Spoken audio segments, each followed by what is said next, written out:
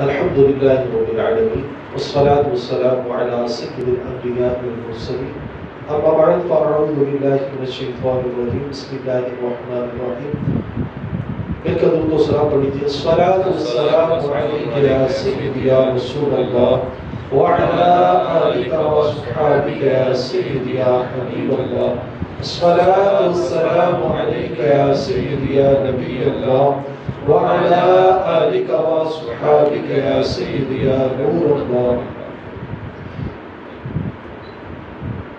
الحمدللہ ثم الحمدللہ، اللہ تبارک و تعالیٰ کے کرم سے، اس کے فضل سے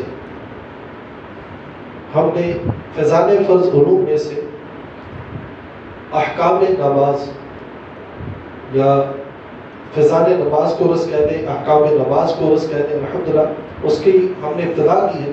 آج اس کا پہلا سیکشن ہے انشاءاللہ عز و جل. آج ہم علم دین کی بنیادی باتیں، علم دین حاصل کرنا کیوں ضروری ہے، اس کے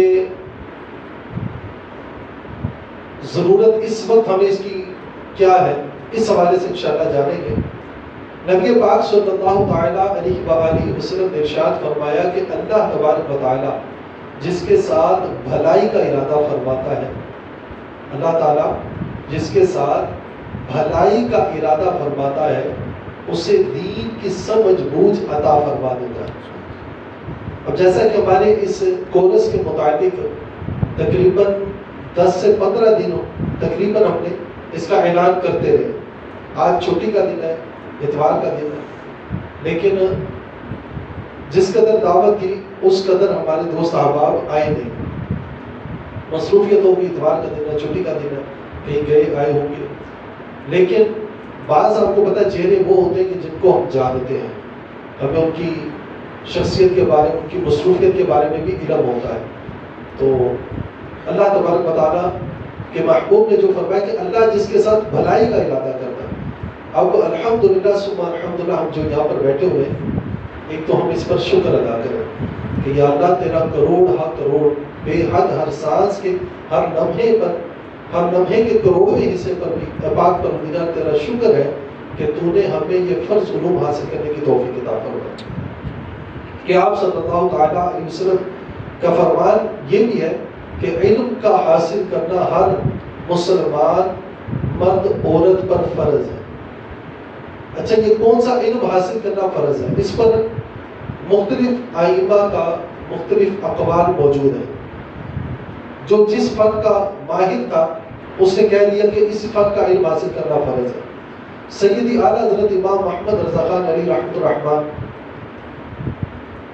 آپ اس حدیث پاک کے تحت فرماتے ہیں کہ اس سے مراد ہے کہ ہر وہ علم حاصل کرنا جو جس کے ساتھ بندہ منسلک ہے. مثال کے طور پر جب تک نابالغ ہے ہم پر کسی قسم کے شریعت کے احکام نہیں لگتے. نابالغ پر نماز فرض نہیں ہے، نابالغ پر روزہ فرض نہیں ہے، نابالغ پر زکوٰۃ فرض نہیں ہے، نابالغ پر حج فرض نہیں ہے. یہ چیزیں اس پر فرض نہیں ہے. تو جب اس پر فرض نہیں ہے تو اس پر یہ احکام سیکھنا فرض بھی نہیں ہے.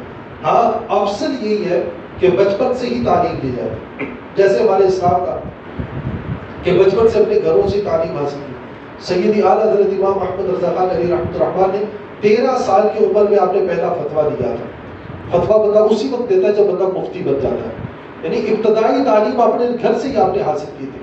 سیدی شیخ عبد القادر جیلانی الحسنی والحسینی المعروف غوث اعظم رحمۃ اللہ تعالیٰ نے اب مادر ذات ولی بھی ہیں اور آپ کو اللہ تبارک و تعالیٰ نے بچپن سے علم لدنی عطا فرمایا تھا. لیکن ماں باپ کی تربیت کا بھی حصہ تھا. تو تربیت جو ہے بچپن سے شروع ہو جاتی ہے، لیکن اصل بتانے کا مقصد ہے کہ علم کا حاصل کرنا اس وقت فرض ہوتا ہے جب بندہ بالغ ہو جاتا ہے. اچھا، اعلیٰ فرماتے ہیں جب بندہ جس بھی شعبے سے وابستہ ہو جائے تو اس کو اس کا علم حاصل کرنا فرض ہے. اس کی مثال جیسے ہی آپ بالغ ہوئے، اب بالغ ہوتے ہی بندے کو کس کے مسائل سیکھنا فرض ہو گئے؟ غسل کے مسائل سیکھنا اس پر فرض ہے. غسل کے فرض کتنے ہیں؟ غسل کی شرائط کیا ہے؟ غسل کے فرائض کتنے ہیں؟ اس کی احتیاطیں کیا ہیں؟ اس کے بارے میں علم اس کو حاصل کرنا ضروری ہوگا. اسی طرح نماز پڑھنی ہے تو نماز میں وضو کی شرط ہے. غسل بھی اور وضو بھی. تو وضو کے فرائض کا علم ہونا بھی اس کے لیے ضروری ہے. اسی طرح نماز پڑھنی ہے تو نماز کی پھر شرائط کا علم ہونا چاہیے, نماز کے فرائض کا علم ہونا چاہیے, نماز کے مکروہات کا علم ہو, مکروہات تحریمی, مکروہات تنزیہی, اس کا علم بھی ہو, پھر مفسدات کا بھی علم ہونا چاہیے. تو یہ علم حاصل کرنا اس پر فرض ہو گیا. اگر رمضان کا مہینہ آ گیا تو اب اس پر کیا ہے, روزے کے مسائل سیکھنا بھی فرض ہو گیا.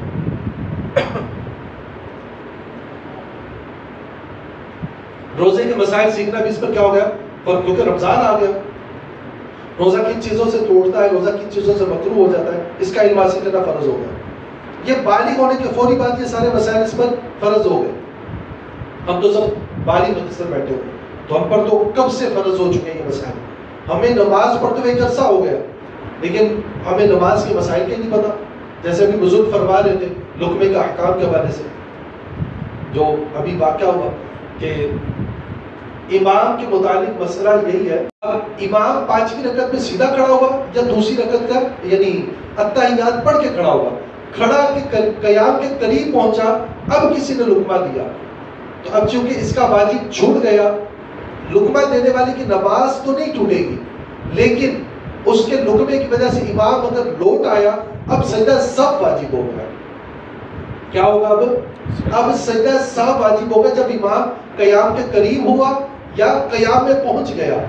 ایسی صورت میں لقمہ ملنے پر امام بیٹھ گیا تو اب امام کی نماز فاسد نہیں ہوگی, مقتدی کی بھی نماز فاسد نہیں ہوگی. ہاں یہ ضرور ہے کہ اب سجدہ سب واجب ہو گیا, لیکن امام قیام کے قریب نہیں تھا, ابھی بیٹھنے کے قریب تھا, لقمہ مل گیا. اس وقت لقمہ ملا کہ امام بیٹھنے کے قریب تھا, اب امام بیٹھ گیا, اب کیا سجدہ سب بھی واجب نہیں ہے, کیونکہ واجب ترک نہیں ہوا, اس لیے سجدہ صاحب بھی واجب نہیں ہوا. امام بیٹھ گیا, اب سجدہ صاحب نہیں کرے گا, ویسے نماز مکمل کرے گا, نماز ہو جائے گی. ایک یہ جیسے بھی انہوں نے بتایا. تو اب اس طرح ہمیں یہ نماز کے مسائل جو ہے, اس سے ہی ہماری اکثریت غافل ہے. ہماری عمریں گزر گئی, ہمیں نماز کے مسائل کا علم نہیں. نماز کی شرائط کا علم حاصل کرنا, نماز کے فرائض, واجبات, مکروہات, مفسدات, اس کا علم حاصل کرنا. اچھا یہ نماز کا, پھر روزے کا, اگر وہ صاحب نصاب ہے, جو مرد ہے, عاقل بالغ ہے, صاحب نصاب ہے, اور نصاب اس کا وہ ہے جو بڑھنے والا ہے, جو زکوٰۃ کے لیے شرط ہے, اگر وہ ہے تو اب اس پر زکوٰۃ کے مسائل سیکھنا فرض ہوگا. اگر کوئی تجارت کرتا ہے تو اس کو تجارت کے مسائل سیکھنا فرض ہوگا. جو نبی نے فرمایا نا کہ علم حاصل کرنا ہر عاقل و بالغ مرد اور عورت پر فرض ہے. اعلیٰ حضرت نے اس کی وضاحت میں لکھا ہے کون سے علم حاصل کرنا, کہ جب تک جس شعبے سے منسلک ہوتا جائے گا اس کا علم حاصل کرنا اس پر کیا ہوگا, فرض ہوتا جائے گا. اسی طرح جس کے پاس, جس نے اپنی نوکری کی, کس کے پاس ملازمت کی, اب اس کو ملازمت کے مسائل سیکھنا کیا ہوگا, فرض ہوگا. عورت ہے تو عورت کا جیسے ہی وہ ایام ناپاکی کے ایام آتے تو اس کو حیض و نفاس کے مسائل سیکھنا عورت پر فرض ہو گئے. مرد جو ہے اگر شادی ہو گئی تو اب اس پر نکاح کے مسائل سیکھنا فرض ہے. شادی ہوئی, نکاح کے مسائل, اب اس کو طلاق کے مسائل بھی سیکھنا فرض ہو گئے, اس کو زہار کے مسائل سیکھنا بھی لازم ہو گئے. اسی طرح مساہرات کے مسائل بھی سیکھنا اس پر لازم ہو گئے, زہار کے, ان چیزوں کا علم حاصل اس پر لازم ہو. کیوں؟ اگر طلاق کنایہ کے مسائل سیکھنا فرض ہو گئے. کیوں؟ اگر طلاق کنایہ میں طلاق دے دی, طلاق واقع ہو گئی. زہار کا کوئی مسئلہ کر دیا, زہار بھی قرآن کی نص سے ہے, زہار کا کوئی معاملہ کر دیا تو پھر وہ بھی فرض ہوگا, وہ بھی لازم ہوگا, اس کے مسائل. تو یہ ساری چیزیں وقت کے اعتبار سے فرض ہے. لیکن آج جس کورس کے لیے ہم بیٹھے ہوئے ہیں, اس کا علم حاصل کرنا ہم میں سے شاید ہی کوئی ایسا یہاں پر بیٹھا ہو جس پر سیکھنا فرض نہیں ہے. ہم سب پر فرض ہے. یہ جو بچے بیٹھے ہوئے ان میں سے یہ ایک یا دو ہی ایسے ہوں گے, 2 یا 3 ایسے ہوں گے جو نابالغ ہوں گے, بقیہ بالغ ہی ہیں. آپ سب بڑے بڑے بیٹھے ہوئے اور آپ پر بھی یہ سیکھنا فرض ہے. تو اس لیے یہ علم انشاءاللہ عز و جل ہم نے سیکھنا ہے. اور نبی علیہ السلام نے اسی علم کے متعلق ارشاد فرمایا. اسی طرح ہر عمل کو شروع کرنے سے پہلے بندے کو نیت کرنی چاہیے. وہ ہے نا بخاری شریف کی پہلی نیت کیا ہے, انما الاعمال بالنیات. اعمال کا دار و مدار نیتوں پر ہے. اب آپ کی نیت کیا ہے, کس نیت سے آپ علم حاصل کر رہے ہیں. یہاں پر یہ بھی بات یاد رکھیں, جیسے میں نے آپ کو پہلے عرض کیا کہ میں نے فیضان فرض علوم کالج پہلے بھی کروایا, اس میں ہمارے پاس ایک صاحب آتے تھے، ان کا مقصد یہ ہوتا تھا کہ میں مولوی صاحب کی غلطیاں پڑھا تھا. اچھا وہ غلطیاں پکڑنے کے لیے آئے ہو. اللہ کا بندہ ایسا تھا کہ بیچارہ خود تو علم سے محروم تھا، لیکن وہی بات جیسے بزرگوں نے فرمایا تو یار وہ شروع سے ایسے لوگوں کو سنتے رہے جو بیچارے خود علم سے خالی تھے، ان کو سنتے رہے. اب وہ نا اس نے میری غلطیاں، حالانکہ وہ غلطیاں نہیں تھی، وہ تو شرعی مسئلے تھے. اس نے کہا جی مولوی نے چھکا لاتا جی، اس نے پکڑ لیا، بات لے گیا آگے. جس مولوی صاحب سے اس نے مسئلہ پوچھا وہ بھی حضرت صاحب پورے تھے. مسئلہ کیا تھا؟ میں نے مسئلہ بیان کیا کہ دوسری رکعت میں اگر کوئی بندہ آ کر امام کے ساتھ شریک ہوا دوسری رکعت میں، ابھی وہ بیٹھا ہی تھا کہ امام صاحب کھڑے ہو گئے، اب اس مقتدی پر واجب ہے کہ وہ اتحیات پوری پڑھے، پڑھ کر پھر کھڑا ہو. میں نے یہ مسئلہ بیان کیا. اب اس نے میرا پوائنٹ نوٹ کیا. وہ اپنے ان کو پیر صاحب بھی اپنا کہتا تھا، ان کے پاس چلا گیا، جا کر ان کو بتایا جی انہوں نے کیا کہا جی نے غلط کی تھی، امام نے کتاب واجب ہے تو دیتے واجب پہ فوری طور پہ کھلونا. امام نے پتہ نہیں کتوں مسئلہ بیان کر دیا. انہوں نے آ کے میرے سے کی امام کے سامنے نا درس کے دوران کہا صاحب دوسری کال جو مسئلہ بیان کیا غلط کیتا ہے. میں کہا حضور آپ کو کہا تھا کہ دوران درس سوال نہیں کرنا تو بعد میں کر لیجیے گا، نہیں دوسری غلط مسئلہ بیان کر رہے ہو. میں کہا اچھا حضور کون سا مسئلہ کرنا تھا؟ ریکارڈنگ ہم نے روک دی. میں کہا کون سا غلط مسئلہ ہے؟ اے جی دوسری کیا جی دوسری رکعت وچ بندہ آیا تو بیٹھ گیا تو پھر اگر مقتدی آیا تو بیٹھ گیا، انہوں چاہیے پوری اتحیات پڑھے تو پھر کھلو گئے. امام کی اقتداء ہے واجب ہے، انہوں چاہیے فوری طور پر. میں نے کہا جی آپ نے کس سے پوچھا؟ اس نے باقاعدہ پھر نام لے لیا، ہمارے وہ فلاں پیر صاحب ہیں. میں ان کے پاس گیا، میرے پاس یہ بار شریعت جو پڑھی ہوئی ہے، میں نے یہی بار شریعت پکڑی، وہ میرے پاس دوسری تھی موٹی جلد والی. میں نے وہ پکڑی، میں نے اس میں سے مسئلہ نکالا. میں نے کہا ذرا جی مسئلہ لکھا آ جائے. اے پیر صاحب نے اپنے جا کے بخاؤ. اب وہ چلا گیا، اس نے جا کر ان کو کہیں دکھایا. وہ دن گیا، اس دن کے بعد وہ بندہ مسجد میں دوبارہ آیا ہی نہیں. کیوں نہیں آیا؟ اس کو پتا کہ پیر صاحب کی بھی بستی ہو گئی کہ پیر صاحب نے بھی مسئلے کو غور نہیں کیا. اب اللہ عالم واقعی وہ بندہ پیر تھا کہ نہیں تھا، یا اس نے بھی پتہ نہیں پیروں کو بدنام کرنے کے لیے یعنی کہہ دیا جی میں پیر صاحب کو کیا سا پتہ نہیں. لیکن مقصد میں عرض یہ کر رہا ہوں ہر عمل کا دار و مدار نیت پر ہے. ہم اس حلقے میں بیٹھ رہے ہیں، ہماری نیت کیا ہونی چاہیے؟ پہلی نیت ہماری اللہ تعالیٰ کی رضا ہونی چاہیے. میں اللہ تعالیٰ کی رضا کے لیے اس علم دین کے حلقے میں بیٹھوں گا. دوسری نیت سنت مصطفیٰ صلی اللہ تعالیٰ علیہ وسلم پر عمل کرنے کی نیت کرتا ہوں. سنت کیا ہے؟ آقا علیہ الصلوۃ والسلام کی یہ قولی سنت. آقا علیہ الصلوۃ والسلام فرمایا علم حاصل کرو، اور ہر مسلمان مرد عورت پر علم حاصل کرنا فرض ہے. تو آپ نے اس نیت کرنے کی جی علم حاصل کرنے کا نبی نے حکم دیا، میں نبی کی سنت پر حکم پر عمل کرنے کے لیے یہاں پر آیا. تیسری آپ نے نیت یہ بھی کر لے ساتھ میں کیونکہ میں بالغ ہوں، عاقل ہوں، مجھ پر یہ مسائل سیکھنا فرض ہے، میں اپنی فرض کی ادائیگی کے لیے یہاں پر بیٹھا ہوں. اللہ کے گھر کو آباد کرنے کی نیت سے بیٹھتا ہوں. میں جہاں پر غلط ہوگا، میری غلطی ہوگی، میں انشاءاللہ اپنی اس غلطی کو انشاءاللہ ٹھیک کر لوں گا، میں اس پر عمل کروں گا. میں جہاں پر اپنے کسی مسلمان بھائی کی غلطی دیکھوں گا، اس غلطی پر میں اس کو سب کے سامنے متنبع نہیں کروں گا، میں اس کی اکیلے میں اصلاح کر دوں گا. نبی علیہ الصلوۃ والسلام کی بارگاہ میں عرض کی یا رسول اللہ، میرا صحابی نے عرض کیا رسول اللہ میرا محافظہ کمزور ہے، آپ جو تعلیم ارشاد فرماتے تو وہ میرے ذہن میں رہتی نہیں، میں کیا کروں؟ تو آقا علیہ الصلوۃ والسلام نے ارشاد فرمایا کہ اپنے ہاتھ سے مدد لی. کیا مطلب؟ لکھ لیا کر. اب آپ میں سے جو ماشاءاللہ پڑھے لکھے نیت کریں کل سے انشاءاللہ ہم کاغذ اور پینسل ساتھ لے کر آئیں گے. اب کاغذ پینسل لے کر آئیں گے، بیٹھیں گے انشاءاللہ کاغذ پینسل سے لکھ لیں گے. بیچ میں اگر لکھ لیا، اچھا دوران لکھا آپ نے مسئلہ لکھ لیا، بیان جو ہوا انشاءاللہ کا جو بیان ہو گیا آپ نے لکھا، اس مسئلے پر آپ کے ذہن میں ایک سوال اٹھ گیا، اچھا یہ مسئلہ ہوئی، اس پر اگر ایسا ہوگا تو کیا ہوگا؟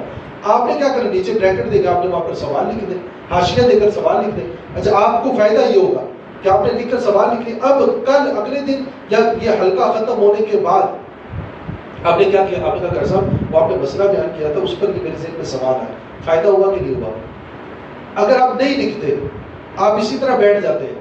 نبی کی سنت میں دیکھیں کتنی عظمت ہے، کتنی برکت ہے کہ لکھنے سے آپ ایک لکھ دیا، سوال پیدا ہوا، ساتھ میں آپ نے سوال بھی لکھ دیا. ایسے آپ بیٹھے بیٹھے آپ کے 20 ذہن میں سوال بیٹھے، اب آپ نے دوبارہ میرے اس ٹائم ذہن میں سوال آیا سی یاد آ کی ہوتا کہ نہیں ہوتا ایسا؟ تو جو لکھنا چاہتے ہو لکھنے کی نیت فرما لیں، انشاءاللہ میں لکھ لیا کروں گا یہ الحمدللہ۔ اور یاد رکھیں اس میں بعض اوقات یہ بھی ہوتا ہے کہ بعضوں کو نا ماحول نہیں بنے گا ان کو ذوق نہیں بنے گا، وہ کہیں گے یار یہ میں اور نتھی کی کرا بیٹھ گیا، کل کو گل نہیں سمجھ نہیں آئی، مجھے سمجھ نہیں آؤں، کل پھر پاؤں گا پھر نہیں سمجھ آنی، تو پھر کی فائدہ میں بیٹھنا۔ اس حوالے سے ایک واقعہ، امام تفتزانی رحمۃ اللہ تعالیٰ نے، یہ وہ جید بزرگ ہے جن کی کتب، جن کی کتابیں، کتاب نہیں کتابیں، جن کی کتابیں پڑھ کر بندہ عالم دین بنتا ہے۔ انہوں نے علماء کے لیے، عالم دین جو بننے والے ان کے لیے درس نظامی میں جن کی کتابیں پڑھائی جاتی ہیں۔ امام صاحب کے بارے میں آتا ہے کہ آپ جب درس علم دین کے حلقے میں بیٹھتے تو آپ جو سنتے نا آپ کو ازبر نہ ہوتا، آپ کتاب پڑھتے رہتے آپ کو یاد نہ ہوتا، اگلے دن استاد صاحب سبق سنتے آپ کو یاد نہ ہوتا، اس قدر آپ کو شوق تھا علم دین کا، لیکن سمجھ نہیں تھی آتی، پریشان رہتے تھے۔ ایک دن آپ دو طرح کی روایتیں ملتی ہیں، ایک ہے خواب میں اور ایک ہے جاگتے ہوئے، دونوں طرح کی، کہ آپ رحمۃ اللہ تعالیٰ علیہ کو ایک شخص آیا، اس نے آ کر کہا کہ تجھے شہر سے بعد امام الانبیاء سرور دو جہاں صلی اللہ تعالی وسلم بلا رہے ہیں۔ کیا کر رہے ہیں؟